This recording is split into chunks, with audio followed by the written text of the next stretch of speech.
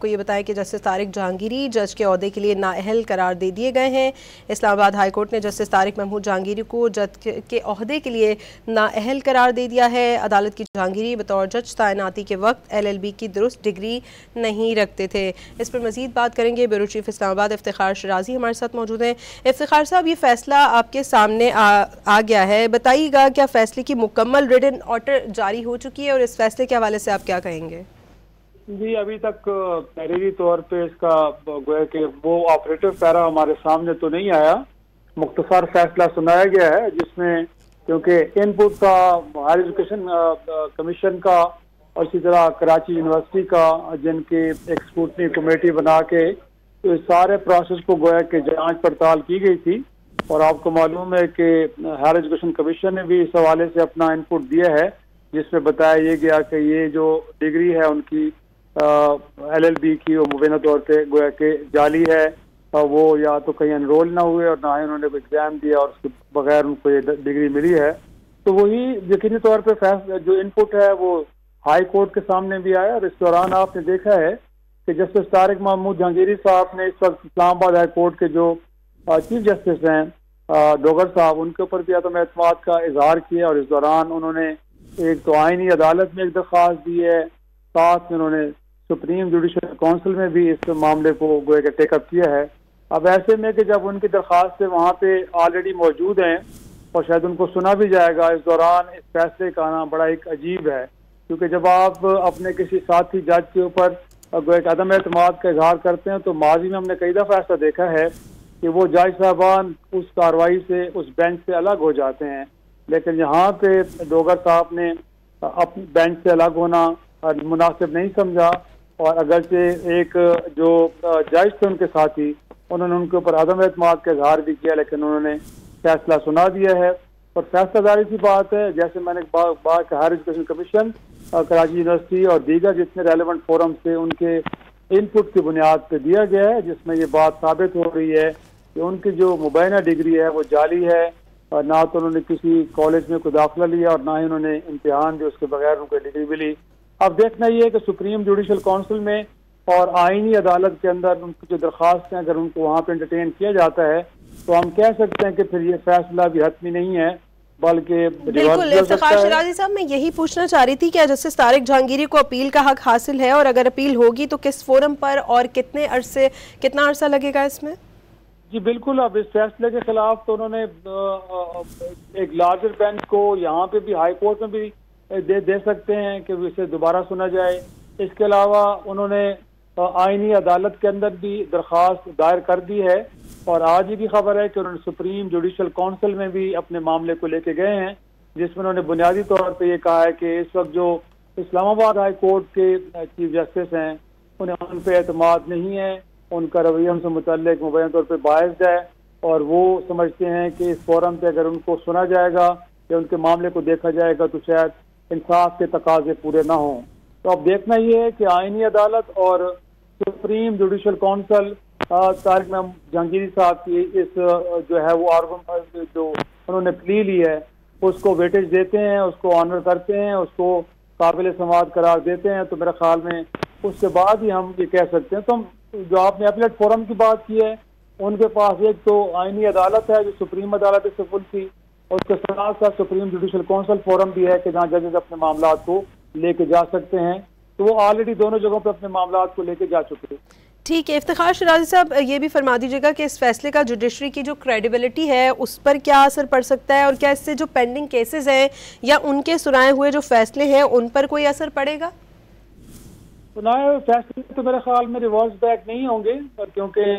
जब तक कि मामला सामने नहीं आया था कि वो जज बनने के अहल ही नहीं थे और उनको जज बनाया गया, क्योंकि जज जब बनाया जाता है, तैनात किया जाता है, उस वक्त भी एक स्क्रूटनी का अमल होता है, ड्यू प्रोसेस होता है। उसको फॉलो करने के बाद किसी को हाई कोर्ट, सुप्रीम कोर्ट या नीचे की अदालतों में जज तैनात किया जाता है। तो अब वो तो मेरा ख्याल है हो नहीं सकता कि जो उनके किए हुए फैसले हैं उनको आप अनडू कर दें। लेकिन आपको मालूम है कि जब ये मामला सामने आया था तो अमलन उनको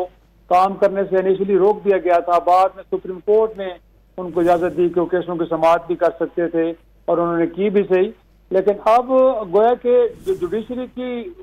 रिप्यूट है या साख है उससे मुताल्लिक जो आपने सवाल किया तो इससे पहले भी कई नज़ीरे में मिलती हैं जिसमें जजेस को या तो खुद इस्तीफा दे के चले गए जब उनके ऊपर मिसकंडक्ट का मामला आया, या कोई और मामला में उनके मुलवस होने से मुताल्लिक कुछ चीज़ें सुप्रीम जुडिशल काउंसिल के सामने आई, तो आपको मालूम है कि जज या तो खुद इस्तीफा दे के चले गए या फिर उनको गोया के उस काउंसिल के जरिए ये बाहर किया गया अपना और उनको डी नोटिफाई किया गया। तो मेरा ख्याल में ये कोई पहली नज़ीर नहीं है, इससे पहले भी हम देख चुके हैं कि इस तरह की शौकत सिद्दीकी साहब हों या फिर लाहौर से एक जज थे, वो भी गोया कि उन्होंने अपने खिलाफ जो सुप्रीम जुडिशल काउंसिल में केस था उसको कॉन्टेस्ट करने के बजाय इस्तीफा देना मुनासिब समझा। तो ये पहली बार नहीं हो रहा, इससे पहले भी है। और जाहिर सी बात है जब हम बात करते हैं पाकिस्तान मुल्क की अदलिया की, तो केसों की पेंडेंसी भी है, केसों के अंदर बहुत ज़्यादा फैसलों में झोल भी होते हैं, कई ऐसे फैसले भी होते हैं जिसके नतीजे में मुल्क के वज़ीर आज़म दीन नाअहल होते हैं और उनको ओहदों से अलग कर दिया जाता है, लेकिन बाद में पता चलता है कि वो पॉलिटिकली मोटिवेटेड फैसले थे। तो वो एक और डिबेट है। लेकिन बहरहाल आज के दिन अब देखना यह है कि जो जस्टिस तारिक जहांगीरी साहब को डी नोटिफाई करने से मुताल्लिक हुक्म आया है, वो क्या प्रिवेल करेगा, वो बाकी रहेगा, या सुप्रीम जुडिशल काउंसिल और आईनी अदालत जब उनको सुनेगी, क्योंकि उन फोरम से अगर वो गए हैं तो उनके पास भी कुछ स्ट्रॉन्ग एविडेंस और आर्गूमेंट होंगे कि जिसकी बुनियाद पे वो अपना केस वहाँ पे कॉन्टेस्ट करेंगे। तो अगर उनके पास कुछ मजबूत दलाल है जिसमें वो ये सबूत पेश कर सकें कि वो किसी कॉलेज में एनरोल भी हुए थे और उन्होंने बाकायदा तौर पे किसी इम्तिहान में हिस्सा लिया था जिसका रोल नंबर भी उनके पास मौजूद होगा,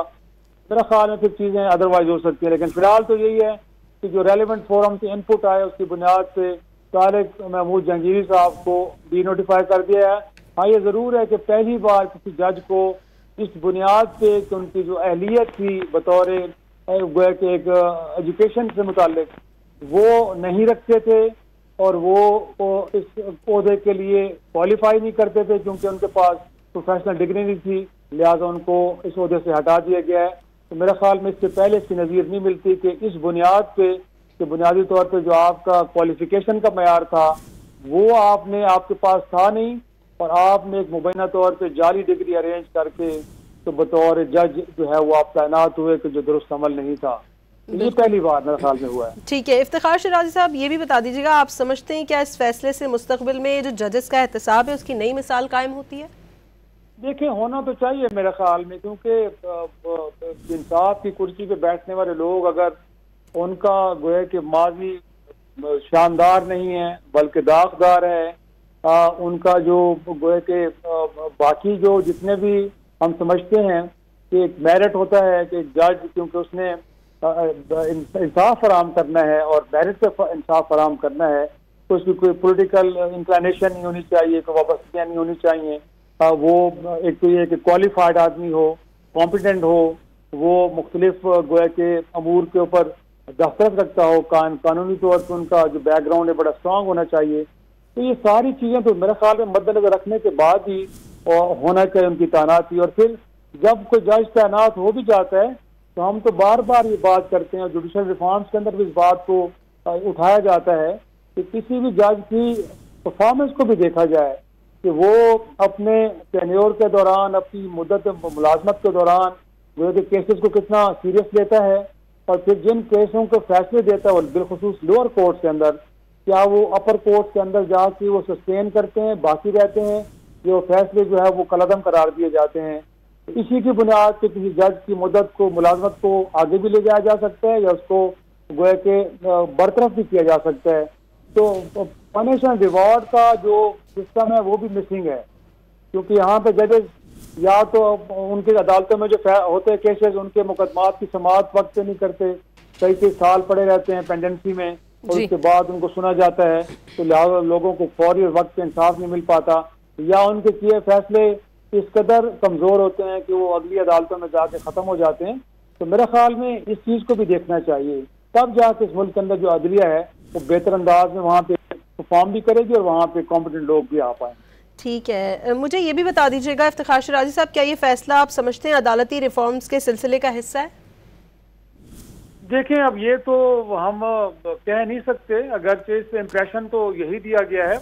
लेकिन आपको याद है कि जस्टिस शौकत सदीकी साहब के जिन्होंने ये शिकायत की थी कि उस वक्त के जो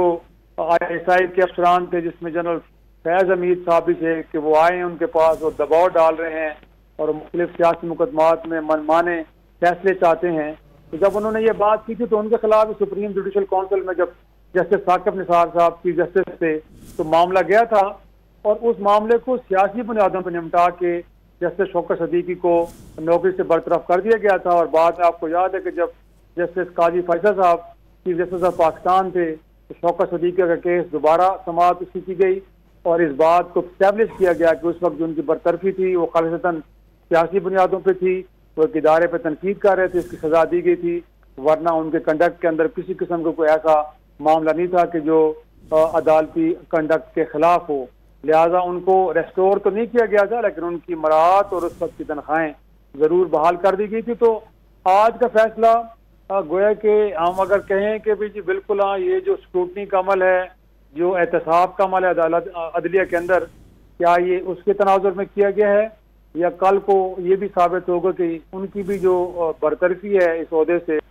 वो किसी पॉलिटिकल विक्टिमाइजेशन के जुमरे में आती है। क्योंकि जस्टिस जहांगीरी साहब से मुतालिक भी यही कहा जाता है कि वो एक आज़ाद मंच जज हैं और वो भी किसी से डिक्लेरेशन लिए बगैर मेरिट पे केसों को सुनते हैं और फैसले करते हैं।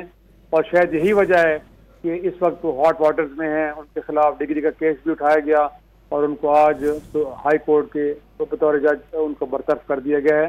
तो मेरा ख्याल में ये दोनों चीज़ों के ऊपर हम हतमी तौर पर कुछ कह नहीं सकते अभी। ठीक है, इफ्तिखार शिराजी साहब ये भी बता दीजिएगा क्या इस फैसले पर बार एसोसिएशन या